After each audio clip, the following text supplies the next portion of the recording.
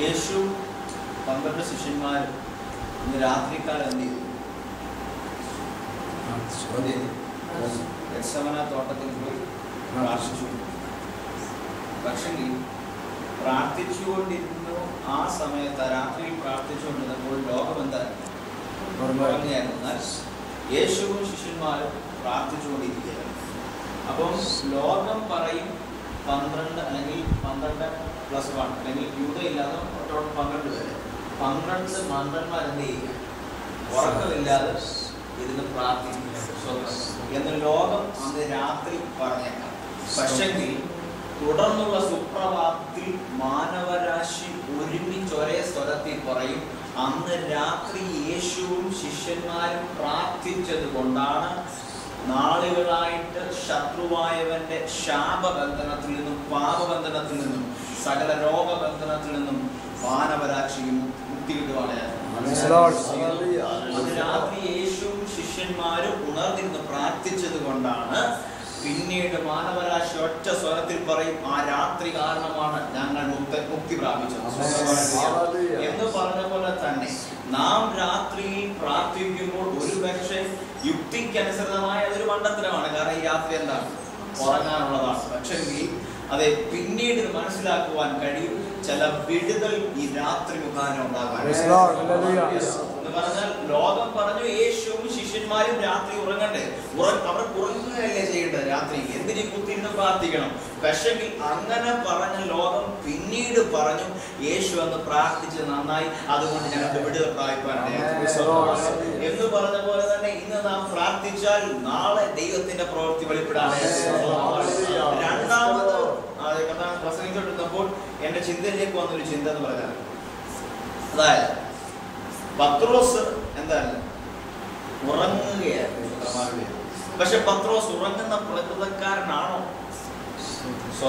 പത്രോസിന്റെ ജോലി എന്തായിരുന്നു? മീൻപിടുത്തം. മീൻപിടുത്തം എപ്പോഴാണ്?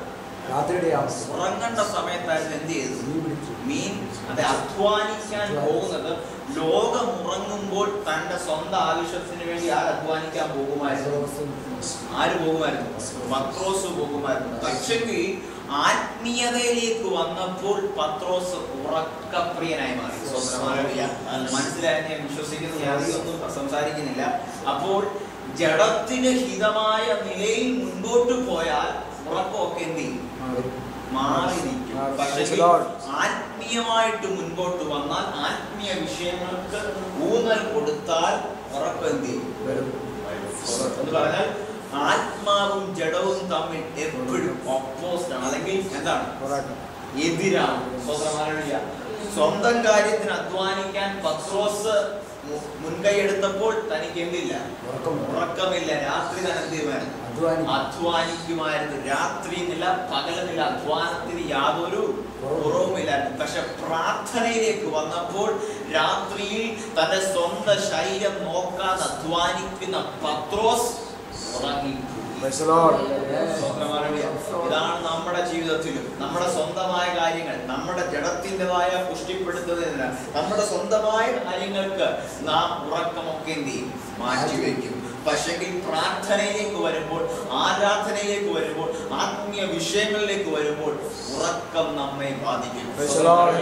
എന്ന് പറഞ്ഞ പോലെ തന്നെ നാം നമ്മുടെ മറ്റെല്ലാ കാര്യങ്ങൾക്കും നമുക്ക് ഉറക്കമില്ല, എന്നാൽ ആത്മീയമായ മയക്കം നമ്മുടെ ജീവിതത്തിൽ വന്നുകൊണ്ടിരിക്കുന്നു. എന്നാൽ ഞാൻ ജസ്റ്റ് ഒരു കാര്യം പറയുന്നു. അതെ, രാത്രി ഉറങ്ങാതിരുന്ന അല്ലെങ്കിൽ രാത്രിയിൽ ഉണർന്നിരുന്ന് പ്രാർത്ഥിക്കാൻ യേശു ആഹ്വാനം ചെയ്ത പ്രിയപ്പെട്ടവരാണ്. എന്നാൽ രാത്രി ഉറങ്ങിയത് നിമിത്തം, കണ്ട സ്വപ്നം നിമിത്തം ജീവിതത്തിന്റെ താളം തെറ്റിയ ഒരു വ്യക്തിയുണ്ട്. ആരാന്നറിയാമോ? യോസഫ്. ഞാൻ ജസ്റ്റ് ചെറിയ കാര്യങ്ങൾ മാത്രം കണ്ടെത്താൻ. അതായത് യോസേഫ് രാത്രിയിൽ എന്ത് ചെയ്തു? ഉറങ്ങി. ഉറങ്ങിയപ്പോൾ സ്വപ്നം കണ്ടു. കണ്ട സ്വപ്നം എന്ന് പറഞ്ഞാൽ പേടിപ്പിക്കുന്ന സ്വപ്നമല്ല, പിന്നെയോ തന്റെ ഉയർച്ചയുടെ സ്വപ്നം. തനിക്ക് ചില ജീവിതത്തിന് ഒരു പാന്താവ് ഉണ്ടാക്കുന്ന, അല്ലെങ്കിൽ ജീവിതത്തിന് ഒരു ലക്ഷ്യബോധം ഉണ്ടാക്കുന്ന ചില സ്വപ്നങ്ങൾ ആര് കണ്ടത്? യോസഫ് കണ്ടത്. അതായത് യോസേഫിന് അതുവരെ ഒരു ദർശനവുമില്ല. തന്റെ സഹോദരന്മാരെന്ത് ചെയ്യും? തന്നെ നമസ്കരിക്കുമെന്ന് സ്വപ്നം കാണുന്നതിന്റെ തലേ രാത്രി വരെ യോസേഫിന് എന്തില്ല? ഒരു ദർശനമില്ല. എന്നാൽ ആ സ്വപ്നം കണ്ടതിന് ശേഷം എന്തുണ്ടായി? ദർശനമുണ്ടായി. താൻ കാത്തിരുന്നു. തന്നെ സഹോദരന്മാർ നമസ്കരിക്കുന്ന ദർശനത്തിന്റെ നിവർത്തിക്കായി തനിക്കൊരു കാത്തിരിപ്പ് വേണ്ടി വന്നു എന്ന് പറഞ്ഞ പോലെ തന്നെ നമ്മുടെ ക്രിസ്തീയ ജീവിതത്തിന് മുൻപേ നമുക്ക് എന്തില്ലായിരുന്നു? ലക്ഷ്യബോധം ഇല്ലായിരുന്നു. ജീവിക്കുന്നു ജീവിക്കുന്നു ജീവിക്കുന്നു എന്തർത്ഥം? എന്നാൽ നാം ക്രിസ്തീയ ജീവിതത്തിലേക്ക് വന്നതിന് ശേഷം നമുക്കൊരു ലക്ഷ്യബോധമുണ്ട്. ആ ലക്ഷ്യബോധം എന്ന വണ്ണം നാം ആ ലക്ഷ്യബോധത്തിലേക്ക് പ്രാപിക്കേണ്ടത് ആവശ്യമാണ്. ആ വിഷയത്തിലേക്കല്ല. അപ്പോൾ രാത്രിയിൽ കണ്ട സ്വപ്ന നിമിത്തം തനിക്ക് മുന്നിലുണ്ടായിരുന്ന എന്തായിരുന്നു? പൊട്ടക്കിണറായിരുന്നു. പിന്നെ പൊട്ടക്കിണർ എന്നല്ല പറയേണ്ടത്, അവിടെ പിറ്റെന്ന് എന്താ പിറ്റെന്ന് പറഞ്ഞ എന്താ? ഈ വേസ്റ്റ് ഇടുന്ന, മനസ്സിലായി? ഇപ്പം ദർശനം പ്രാപിച്ചവൻ, രാത്രിയിൽ ദർശനം പ്രാപിച്ചവൻ, രാത്രിയിൽ മറ്റെല്ലാവരും ഉറങ്ങുമ്പോൾ ദർശനം പ്രാപിക്കുന്ന വ്യക്തിയാണ് ആര്? യോസേഫ്. അങ്ങനെ ഒരു വ്യക്തിയെ എവിടെ തള്ളപ്പെട്ടു? വേസ്റ്റ് ഇടുന്ന പിറ്റിൽ തള്ളപ്പെട്ടു. അപ്പൊ അർത്ഥം എന്താണ്? ദർശനം പ്രാപിച്ചവൻ സഹോദരങ്ങൾക്ക് ഒരു വേസ്റ്റ് ആയി മാറി. രണ്ടാമത്തെ അല്പം കൂടെ ഗ്രേഡ് കൂടി. എന്താണെന്നറിയാമോ? വിൽക്കുവാൻ തക്കവണ്ണം താൻ എന്തായി മാറി? ഒരു വിൽപ്പന ചരക്കായി മാറി. സ്വതന്ത്രമാറില്ല. എന്താ കാരണം? എന്താ? അടങ്ങി മറ്റുള്ളവരെ പോലെ ഉറങ്ങിയിരുന്നെങ്കിൽ പ്രശ്നമില്ലായിരുന്നു. ഉറങ്ങിയപ്പോൾ ദർശനം കണ്ടു, അല്ലെങ്കിൽ ദർശനം പ്രാപിച്ചു എന്ന് പറഞ്ഞ പോലെ മറ്റുള്ളവരെ പോലെ നാമം മുന്നോട്ട് പോയിരുന്നെങ്കിൽ കുഴപ്പമൊന്നും ഉണ്ടാകത്തില്ലായിരുന്നു. ക്രിസ്തുവിന്റെ നാമത്തിൽ നാം ഇറങ്ങി തിരിച്ചുവോ, പ്രശ്നങ്ങൾ നമ്മുടെ മുൻപിലുണ്ടാകും. അടുത്തത് എന്തായിരുന്നു? കുറ്റവാളിയായി. എന്തായി തീർന്നു? കുറ്റവാളിയായി തീർന്നു. കുറ്റവാളി എന്ന് പറയുമ്പോൾ രാജ്യത്തെ സംബന്ധിച്ച് ഏറ്റവും നിന്ദിക്കപ്പെടുന്ന വ്യക്തി ആര്? കുറ്റവാളി. നമ്മുടെ ഇന്ത്യയെ സംബന്ധിച്ച് ഏറ്റവും മാനിക്കപ്പെടുന്ന വ്യക്തി ആര്? കുറ്റവാളിയാണ് ഇന്നത്തെ കാലത്ത്.